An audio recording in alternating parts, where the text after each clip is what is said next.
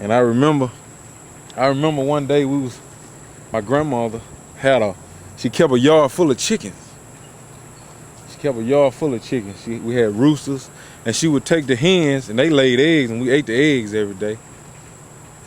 And the train would come by every day, and it was an old mill down the track, corn mill, and the train would be full of corn, and it stopped right out here on the track. And she was 80-something years old, and she would climb the train and steal the corn. But she would always look back. And see if anybody was looking, because we was out playing or whatever. So I stood at the edge of the house one day, and I was just peeping around the corner because I didn't want her to see me.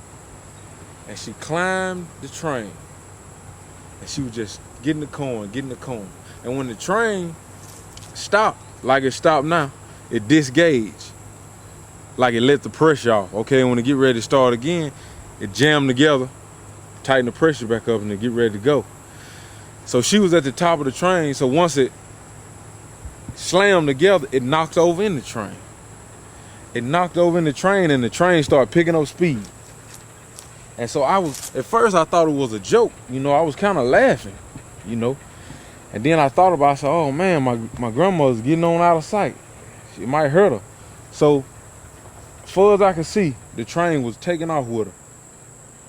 So I ran next door, which is right here, my aunt's house. My uncle, he was a police at the time. I ran in there and I told him. I said, Unc, I said, the train done took off with Big Mom. And he goes, what was she doing on the train? I said, she was getting the corn. Y'all know she get the corn. I said, she fell over in there. So he said, well, we're going to call to Martin real quick and have them stop the train. So we called, they stopped the train in Martin.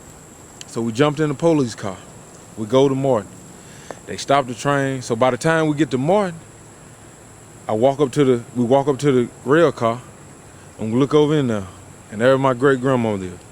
She had corn all in her ears, corn all down in her dress and everything. And we helped her out, and the police said, well, y'all can just go home, we understand the situation. So police let everybody go home, let us go home. My great grandma, she was a real big talker. And I can't remember her saying one word from Martin to here. Oh yeah, I remember one thing she said. She asked me, what you looking at? And I was holding my laughs in and everything. After I found out she was safe, everything was funny then.